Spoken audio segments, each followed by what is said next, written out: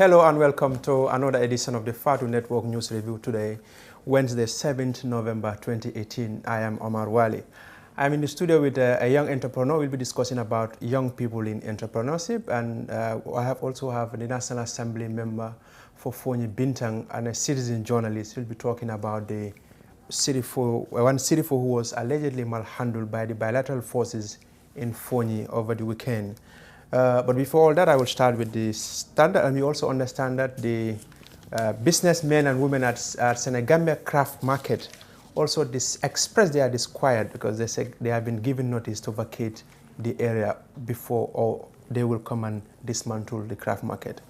But before all that, I will start with the standard. APRC still believes 2016 election was rigged. You may remember President Jammeh was defeated in 2016 presidential election. He considered defeat, but later annulled the results, saying that the elections were not free or the IEC was not God-fearing.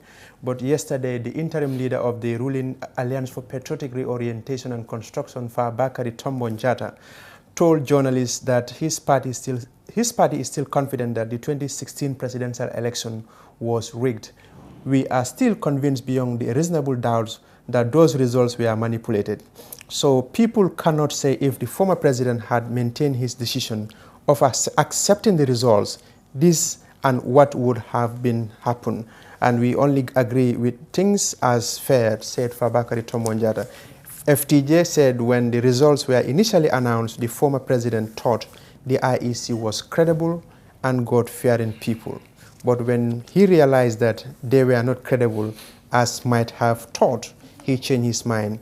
You see, no genuine person would have accepted the flimsy excuses that the Independent Electoral Commission gave, said the IEC chairman Fabakary Tombong at the press conference yesterday. Aliou K. Jammeh appointed the Gambian ambassador to Guinea-Bissau, that is Aliou K. Jammeh, who served as the sports minister under former President Yahya Jammeh, has been appointed ambassador of the Gambia to Guinea-Bissau.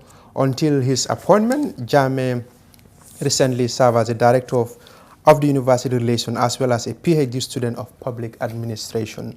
Barrow should honor coalition agreement, that is the Jimmy Henry Zali, a Gambian PhD student in political science at Vaja University in Belgium, has called on President Barrow to honor the 3 years coalition agreement and avoid plunging the country into another leadership crisis. The problems we have in the Gambia, he said, is leadership, and the vacuum needs to be fixed. We have had failed leadership and a leadership without concept or sense of direction, he told the Standard newspaper during an exclusive interview. Paramount Chief says the visit to President Barrow not political, that is the Paramount Chief Mamadou Bojang has told the Standard that the recent visit of the district chiefs to the State House was not a political reason, adding that it was meant to discuss national interests. Speaking at his residence in Sukuta, the Paramount Chief said they sought audience with the president purely for governance purposes and for him to get acquainted with them since he has not met them since coming to power. He also revealed that the traditional leaders have had a role to implement the government's agenda, especially in preserving the customary laws and peace at the community levels. The Chief Bojang said they have also told the president that the government should consider assisting the chiefs with mobility to ease movements from place to place within their districts. You understand that lawyer, and they also report a lawyer said client was drunk while giving statement. That is lawyer S. Fati, defense counsel for Babukar Sala, one of the former NIA officials standing trial for the murder of Solo Sanding, told the court that his client was drunk when the Intelligent Crime Unit officers were taking his statement. Fati therefore objected to State Prosecutor R.Y. Mendy's request to tender both cautionary and voluntary statements of Mr. Sala as an exhibit. He said the officers did not capture what his client said, stressing his client signed these statements under duress and against his will. And that's all we have for you on the Standard. And on the Point newspaper, the Point is reporting that Imam supports death penalty. The Constitutional Review Commission is on a nationwide tour to sensitize people about the new constitution, or they are about to draft a new constitution.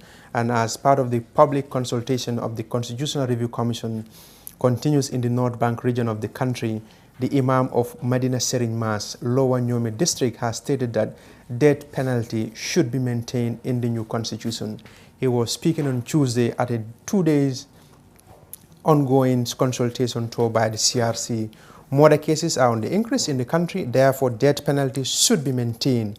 If you kill somebody, you should be killed. And if you steal, your hand should be cut off, the Imam said. The Yankuba Baji and court trial continues. The mini trial of to determine the voluntariness of the cautionary and the voluntary statement of the 7 former officials of the defunct National Intelligence Agency, that is the NIA, began yesterday, 6 October 2018, before Justice Kumbasila Kamara of the High Court in Banjul. Commencing the mini trial, Prosecution Counsel R.Y. Mendy, who led the mini trial, called Aladi K. Mane, a detective sergeant attached to the Serious Crime Unit of the Gambia Police Force headquarters in Banjul, who opened the testimony into the mini trial. The witness testified that apart from obtaining the Yankuba Baji statement, he also obtained the cautionary and voluntary statement of Bubakar Salah. That's on the point. And on the Voice newspaper, the Voice is reporting that Wuli is vowed to revenge against armed robbers. The communities in Wuli district in Upper River Region North has vowed to revenge any attack carried out by notorious armed robbers within their communities. The communities made this remark recently during an exclusive interview with the reporter in Gunjur, Koto, and Bajakuna, all in the Wuli East district respectively. And on the Daily News is reporting that National Assembly members raised concern over millions of dollars spent on road maintenance.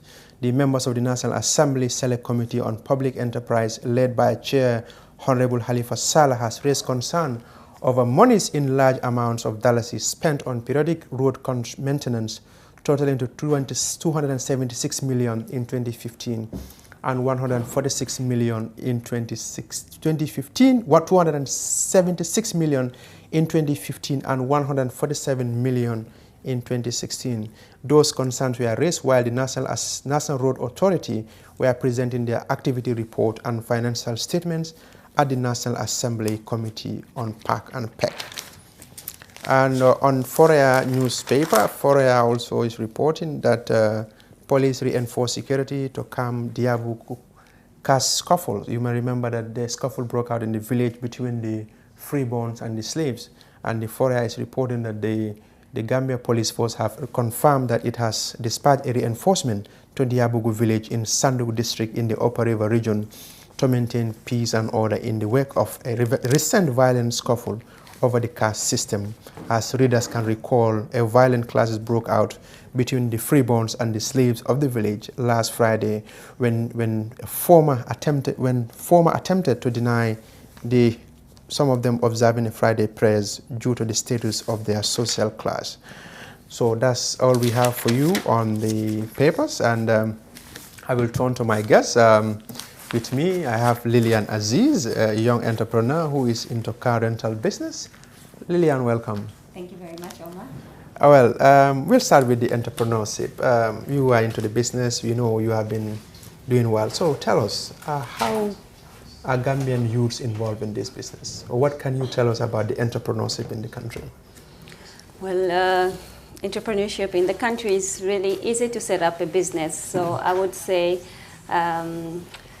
it's really easy to set up a business in the country at the moment. If you look at the way the paperwork is handled, when you want to register a business within 24 hours, you can have a corporate name and a business certificate already ready to be used. So in that sense, I would say it's definitely easy to start up a business in the country. However, when it comes to the structure itself, I feel like we're not very well organized when it comes to trying to get investors on board to nurture or to grow our businesses. So this is where most entrepreneurs are having issues in growing their business from a small entrepreneur into a medium size or a larger scale. So how is entrepreneurship among Gambian youths? Is it popular or not many people are into the business? Right now I'm seeing more and more Gambian youths that are really getting into businesses, which is really proud to see that. I'm very happy to see that. It's easy now with the social media platforms. You can really develop your product and sell it to anyone on your social media, or try to start on marketing yourself or branding yourself. So I see a lot of Gambian youth that are going into businesses. But mostly when I talk to friends and family, it's always a huge problem in getting funds or capital injected in their plans. Let's talk about the tourist season. We have seen dozens of tourists coming to the country, hundreds of them. So from your own point, how do you see this year's tourist season? Well, it's exciting to others, and it's still also a little bit of negative response to some. Exciting in a way that we do have new flights that have come in, that is the Russian flights. So a lot of more businesses are expected due to those inflow of new tourist flights. So if you're in the tourist industry, so you'll be able to have a little bit more volume in that. For us in the car rental, it hasn't really affected us much. For us, we look forward to people that come in the country as investors. So we have a lot of corporate customers that come in for car rental than the tourist side. But then again, I see a lot of people that have heavily invested in hotels, making sure that there is enough rooms that can accommodate more tourists in the country. So I'm pretty sure there is a lot going on in that sector. However, I also heard some people that were complaining that there might be less tourists this year than last year, because obviously last year we had issues of electricity, and so not a lot of diaspora people want to come back for Christmas to see the dark. So there's an issue of electricity that is going on. But even though it's improving now, it's just a matter of being positive and letting everyone know that. So what is your projection? This year will be better than last year, or last year? Definitely last year was a boom. Everybody was excited to see a lot of people coming back home. There was not only tourists, but there was the whole diaspora that came back home for Christmas. So last year we had huge numbers. We were fully booked by the time we were in October. Right now our bookings are very low for Christmas, and we're actually trying to increase marketing so that we can actually cover our December sales.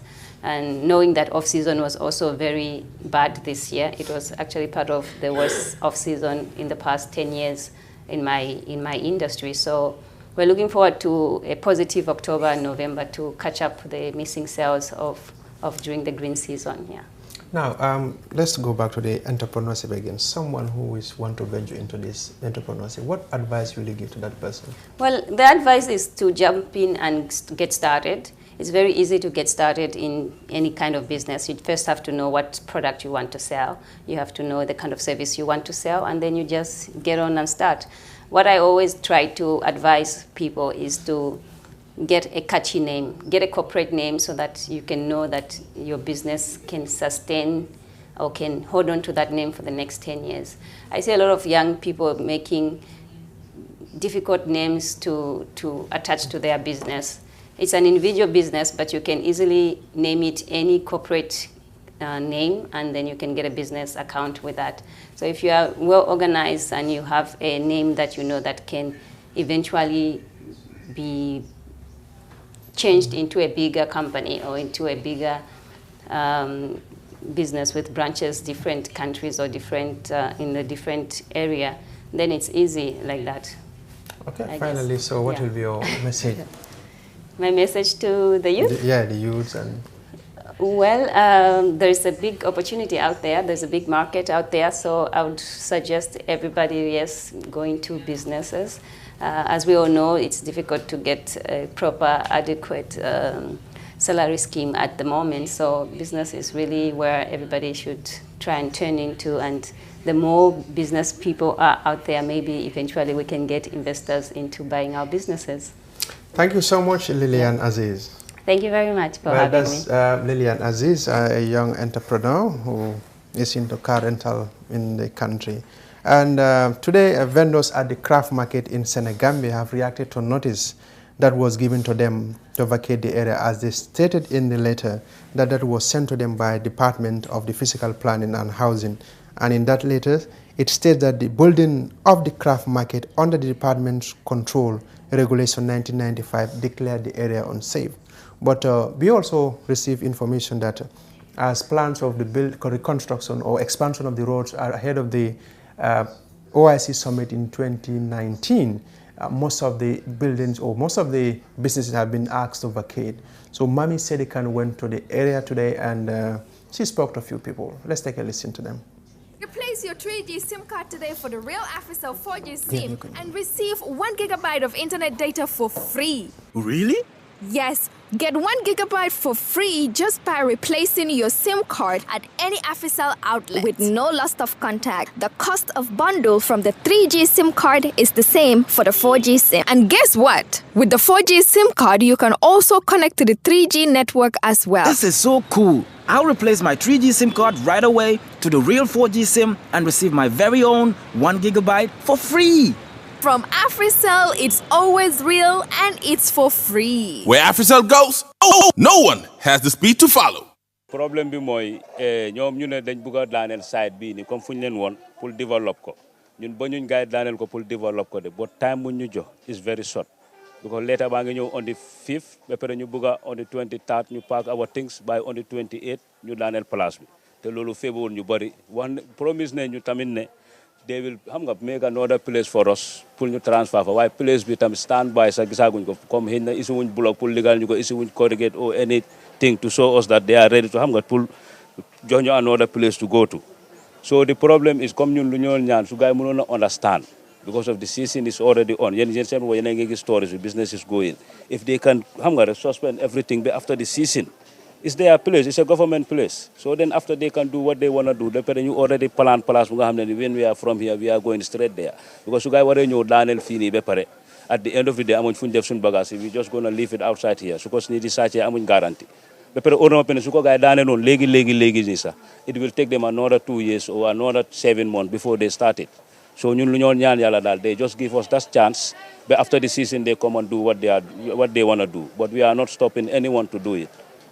So did they tell you the reason why they want to demolish this place? Lu ñu wax mooy ñu ne dañoo yokk yoon bi loolu la ñu wax waaw si loolu. waaye peeg bi moom yàgg na fa man the former director of GTB here Mr. Ba once told me I was in the garden man moo nekkoon si garden bi muy ma ne ma gi nga peeg bi ma ne ko mu ne ma peeg bi mu ne ma fii yëpp tali laa nekk si mu ne ma suñu office bi sax dafa dem yéen ñëpp da ngeen di dem waaye man den xaw ma woon kañ la waaye because moom tam waxul ma woon kañ la waaye waxoon na ma loolu rek ma sóoraale ko. moo tax bi ñu jotee lettre bii nii on the 5th parce que lettre bi on the 5th lañ ko binda ñu jot ko on the 5th the same day bu ñu ko binda si lañ ñu ko jox loolu rek moo laa mun na woon gars yi ni ñu yàqamtee affaire bi ñoo ñëw fii tamit dañ foogoon ne sax dañoo bil 100 shops or even 120 shops because xale yu bari yu wàcce school amuñu liggéey ñëpp mënuñoo toog si office ñu resort pour ñëw fii sawaay fii bàyyi campé kër gi naan ataaya gi wala dañu ne yurmaan nañ liggéey maa ngi liggéey ñu ne fi dañoo liggéey ay liggéeykat ñoo fi nekk. waaye tey jii gannaaw yàlla yonent bi fii lañ yaakaar fii la ñoo amee lu ñoo dimbale suñu yaay yi fii la ñoo amee lu ñoo dimbale suñu njaboot yi fii la ñoo amee di dimbale suñu brothers yi ak ñëpp sax laay mën a wax ndax tey jii boo deful dara ñu ne da nga bon suñ la gisul ci dara ñu ne yow baaxuloo. kon soo amee sa biti bu ndaw nga ciy faraatu danga ci war a sant yàlla ak yonent bi nit soo koy génnee ak lu munti demee comme li suma nijaay wax danga teel a ñëw joxe sa notice jox ko li nga xamante ne dafa sori pour mu mën a lijjanti feneen fu mu mën a am baa ñu lijjanti ñu feneen fu ñu mën a am. TAF Africa Global is pleased to launch Dalaba Housing Estate. Dalaba Housing Estate is our newest estate located on the Sukuta-Jabang Road. You can buy a finished 2 or 3 bedroom house or service plots accompanied with a free fence and gate. At Dalaba Housing Estate, you get to enjoy bituminized roads, gated and fenced properties, solar street lights, water reticulation, public amenities, 1,500 fruit trees aligned in streets and many more. Make a 25% down payment today and spread the balance conveniently for 10 years with GTBank, EcoBank and Trust Bank. Terms and conditions apply. Wait, this is the best part. We are giving a discount on outright payments. For more information and exceptional service, please call our office line on +220 4410 233. Better still, call us on mobile or via WhatsApp on +220 376 2333 or +220 776 2333. You can also visit our website on www.tafafricaglobal.com. Welcome back after that report there by Mami Sedikan at the craft market in Senegambia. And they are complaining that they have been given a short notice to vacate the place, or else if the place is demolished, they will pay for the cost. Now in the studios I have Honorable Mamadou Kamara for Foni Bintang, and I have Kemesen Sane, famously known as Kek Sane. He's a citizen journalist. You may know there was a report that 134 Job was allegedly malhandled or tortured by the bilateral forces in Foni recently. So I tried to speak to the forces there, but it proved futile, and I spoke to Sirifo not long ago, but he's on his way to Brikama police station. But Honorable Kamara was there, and when he arrived at the scene when the incident happened, just a few minutes. And Honorable, we understand. Thank you so much for honoring our invitation. I will start with you. We understand that the Standard published yesterday, the spokesperson of the Gambia Armed Forces, that is Lieutenant Colonel Omar Bojang, told the Standard that they got reports that a driver was allegedly malhandled by Senegalese security in the area. And we understand you arrived at the scene just a few minutes when the incident happened. What can you tell us? Thank you very much, Umar. This scene happened on Friday. Sorry, I have a bad cold, so that's maybe people will not hear me properly. But this scene happens on Friday, on the 2nd of October 2018. I was going on weekends. Upon my arrival at Somita, I found the OC of Sibano police station, and I gave him a ride to Sibano. Upon arrival at the police station, just 15 meters from the police station, so the police officer we found on the ground told us there's a problem. There's a problem there. Okay. We told him what problem. He said you have to rush there. I rushed there with the OC. We found that the Senegalese soldiers with 3 pickups. With that truck driver, I asked them. I found were people and some of the police officers. I asked them what happened. They told me, they narrated the story that 134, a truck driver, was beaten by the Senegalese soldiers and was tied up. And I asked him, who are these soldiers? They said they are here. So I have to ask them, who is the commander here? They were even reluctant to tell me their commander. So I have to force them to show me their commander. So I went to the commander, I asked him, Commander, you are the commander? He said, yes. What happened here? He has to move away from me. I followed him again with the OC of Sibano police station, not only me. He walked away. The 3rd time also he followed me, he walked away. So I asked the police officers who were there. I said, we are the people who untied the boy and rushed him to the car. I said, do you see that taxi going? I said, yeah. He said, it's the boy. They are rushing him to William Hospital. So upon our arrival there, when that happened, I have to tell the OC, please, tell these people to come to the police station. We are not going to leave them like this, because nobody is above the law. Being an Ekomo or Senegalese does not mean that you are above the Gambian law. Our Gambian people, their integrity and sovereignty must be protected. I told the OC, bring them to the police station, let them write their statement. But they are reluctant. They don't even want to talk to us and the OC. I told them, wait, you are in the Gambia. I'm a parliamentarian. Can you act this to a parliamentarian in Senegal? OC told him that when some of the trucks pass and they refuse to stop, you call us here and we intercept them and send them back to you. Why didn't you do the same thing? Okay, I will come back to you in a moment. I know you are also involved in the case, keenly following. So tell us, what do you also know about the whole thing? Because we understand the military said they already received a report that a similar incident happened. We tried to get the forces there, but it proved futile, and I spoke to Shirfo. So I know you also been following the case as a citizen journalist. What also can you tell us? Thank you for granting me this interview. Once again, I thank Fatu Network for giving me the platform. The whole incident happened on Friday, as he earlier indicated. One Shirfo driver, a truck driver who was hired by somebody who are into this timber business. And he was assigned to transport the timber from a village called Sangajor.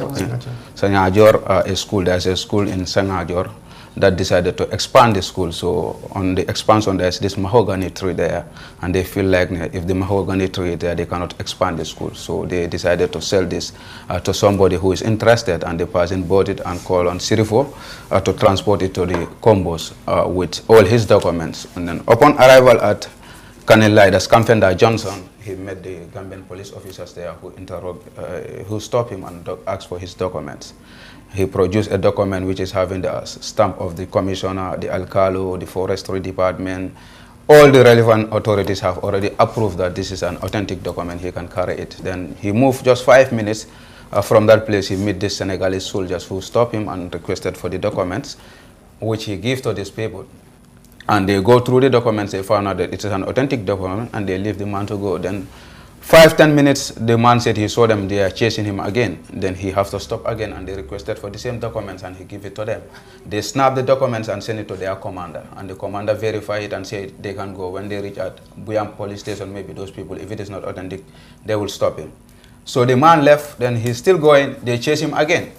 And this time around, the man said, according to him, he is in the deep of the forest and he don't know the intention of these people, so he will not stop in the deep of the forest. So he insisted not to stop. Then he continued driving, and they were threatening him that if you don't stop, we will shoot you. They will go up and cross in front of him so that the man will stop. But the man too didn't stop. He still continued driving until they meet a truck driver who is coming towards the Combo, from Combos going towards Jarasoma. Then they point a gun at the driver, and they tell the driver to stand in front of the man so that he can stop, which the man did, but by then they were already in Buya. Okay. So when the man stopped and he just slowed his speed, somebody opened the apprentice side and hit him with a gun on the head. So before he realized, another one opened the other side and hit him another gun whilst the truck was even driving, which can cause a serious accident because the truck nearly entered in somebody's compound. Okay. So the boy, when they hit him, that was the time he got collapsed there. Then they apparently rose to the police station and called the attention of the police officers to come to the rescue of the driver. And when the police arrived at this scene, they were not ready to talk to any government police officer. So this is the whole matter which transpired. Then it went to the notice of the National Assembly members. They go there as parliamentarians to gather the facts together. But these people say they will not talk to them. They have no authority to talk to any other person in this country. So this is what actually transpired there. Okay, I understand that this similar story and push and pull there. But Honorable, what is the problem in Foni? We have understand there's been a lot of confrontation from Kanilai to other places and recently. Is there something that we don't know between the people of Foni and this economic? Because we have seen problems like this upon times. What is the problem in Foni? Honestly, Umar, I cannot tell you there's any problem. Because as you know, Foni, since this happened, there was no problem in Foni. Since this change of government happened, there was no problem in Foni that can warrant even this to go there. Because where we have problem, we hear armed robbers and so many problems in so many areas. In Foni, we never hear it. Yeah. So I don't know actually. I cannot tell actually what warranted these people to be in Foni. Honestly, I can't tell you because I don't see any problem in Foni. Okay, the complaint about many is that the people are opposing or defiant against the presence of economy. We have seen what happened. We have seen the incident in Kanilai where Haruna Jara lost his life. Is still that thing tension between the forces and your people? You know your people. You are the one representing them. Did anyone walk to you and then said, although this thing and that, but we still have, there is something tension between the people and the forces there? Omar, if you could remember, before Haruna, a soldier was shot there. If you could remember, a government soldier was shot and sustained injuries. Yes. So then it is Haruna. So the problem here is, we are not against soldiers to be in Foni. But the issue is, they should know that Foni people are Gambians. This is our concern. They don't want and treat us as Gambians. This is our concern. Haruna Jata was killed, and since then, till today, nothing has come out of it. So we asked this at the parliament, asked the government to investigate, nothing has happened out of it. And that soldier also who was shot at Kanila, also the same thing, nothing has come out of it. So we have seen many issues in Foni which these Ecomoc soldiers, these Senegalese soldiers are doing, and nothing comes out of it. Such as? This soldier was killed, Haruna Jata was killed. They intercept drivers with locks, even with firewoods. And where are these, my worry, where are these even locks and firewood taken to? Is that part of their mandate? That's our worry. That's your worry. So, Kex, you talked about the military hitting him and so on. But one might say none of that will happen if the guy had stopped, even though he said it was in the middle of the jungle. But if he had stopped his car, nothing of such nature would have happened. What do you say to that? Omar, you will look at first, this man was stopped by the Gambian police officers. And the Gambian police officers has gone through the document of this man, and they confirmed that the wood was obtained in a legal manner, and they leave him, because if there is anything that is illegal, they would have stopped them even before reaching at the economic soldiers. But they have confirmed that it is signed and it was stamped by the Alcalo, the district chief, and it was stamped by the forestry department, which shows you even the school where he bought this wood was stamped. So that shows you that authentically this man is having a clear document. So, but when they stopped this man, they told him to go and park the woods at their barracks at Kanilai. This was their intention. And after their commander has already confirmed that this document is authentic and they leave him for the second time, then the third time at the middle of the bush, he didn't know what is their intention. And even me, I will not stop in the bush to wait for these people after they have confronted me 2 times. So this is the situation right now here. But even all that, beating him, it is what I am against at the first place. Because if you go to even our very constitution of this country, that's the constitution, you go to section 21 of the constitution, it's clearly stated there torture and inhuman treatment and degradation is against our constitution. And there are international agreements or international organizations that Gambia is part of it, and they have signed and agree on all these things. You look at the Article 5 of the Universal Declaration of Human Rights, which Gambia is a signatory to, is against this thing. You go to Article 7 of the International Convention, Gambia is a signatory. All these things are signatories that Gambia has signed and to be part of it. So somebody to be tortured in our homeland, it is something that is against our very constitution, and we are calling on the authorities to take this matter seriously, let the justice prevail, because this man has been denied his human rights, and we want to know what is the mandate of these people, because the mandate of either economic or not economic, their mandate is here to protect we the citizens, but their mandate is not here to beat the citizens or to do anything. And we want to know, because there is a claim going on that these people are not even economic soldiers, and it is very clear on section 79 of our constitution that government cannot go into any international agreement without the approval of the National Assembly. So an economic spokesperson has spoken and said that he never sent any military to Foni area. So which means these people there are not under the economic contingents. Okay, so where did the agreement came from? We want to know. We want the government to come clear and tell us what is the mandate of these people and why they are in this country without the approval of the National Assembly. Honorable, what will be your message to the government as far as this case is concerned? First of all, let me be clear. You said that why, if the driver has stopped, this will not happen. I said it here. OC told us and told them clearly that if any driver failed to stop, they call the Sibano police station and they intercept them. And this thing happened 50 meters away from the Sibano police station. And they are in front of the driver. Why can't they go to the police station and report the person? They just have an interest. The message I want to send to this government is, let them know that the integrity and sovereignty of the Gambian people must be respected. We are Gambians, we must be respected in our own country. It's here we have our right as Gambians, not other countries.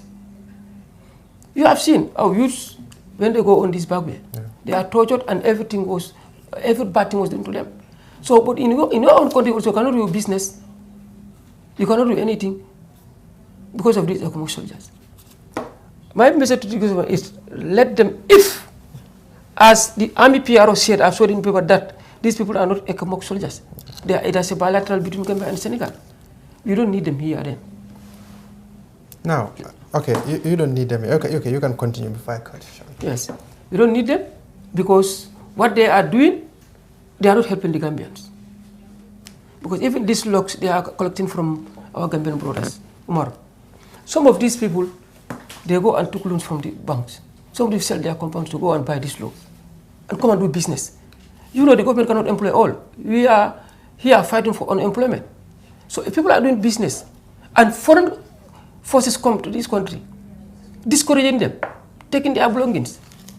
Now, okay, let's talk about, so what will you do now so that that tension, that confusion that is between one country, between the people of Foni and the economic bilateral forces, whatever you call it, to mend that relationship so that none of these things would have happened again?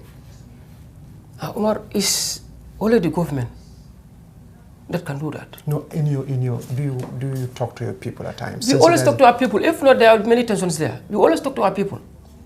Even there was month before last, you couldn't buy the German debate. That's an incident happened in Buyam. The member from Buyam went to the economic soldiers. He camped his people and went to the economic soldiers. They didn't want to talk to him. They said they will not talk to him. So, but we are talking to him. Even that day, Umar, honestly, me and OC asked the OC, if you don't step in, there will be a fracas between them and the villages and those people. You have to talk to them and told them, please calm down. We will make sure that truth prevails. This is why we calm them.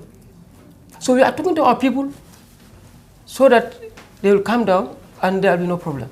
But these Senegalese soldiers are really intimidating our people. And let me tell you one thing. Our people, we are fed up now.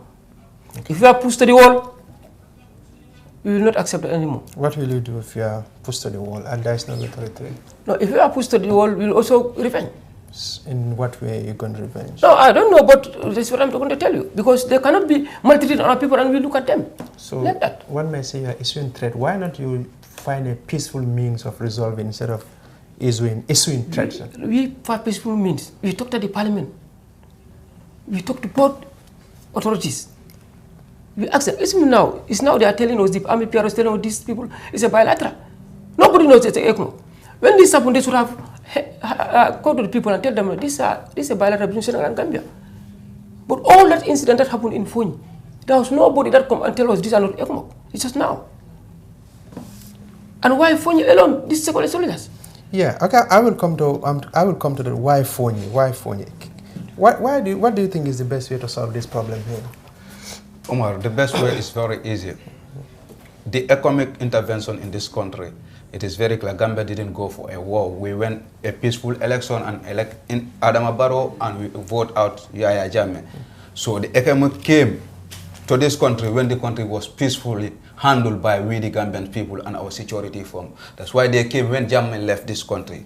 Because we all know that invested in peace is for our interest and we all come together as one Gambia, one people, and we unite. So the economic force are here just as an intervention force.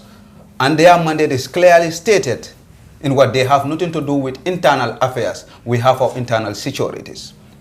So the best way is to let them, whoever make this agreement between the Senegal government, and let them make it categorically clear to them what is their responsibility in this country. Their responsibility here has nothing to do. We have our forestry department, we have our ministries, we have our own police officers. They have no business with internal affairs.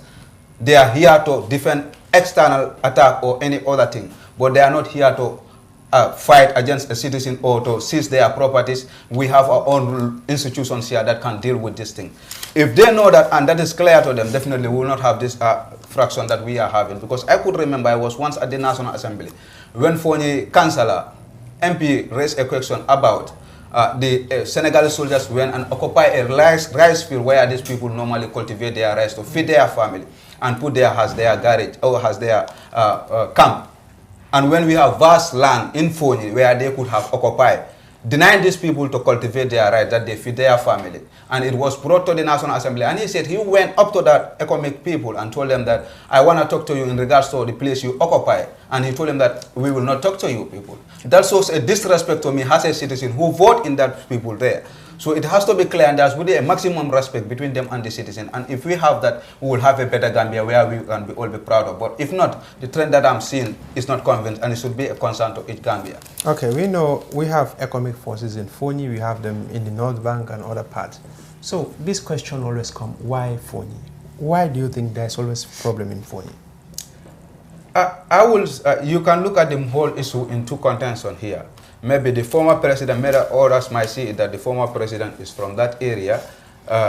One can see it in other way around. But you can also see it in the other way around.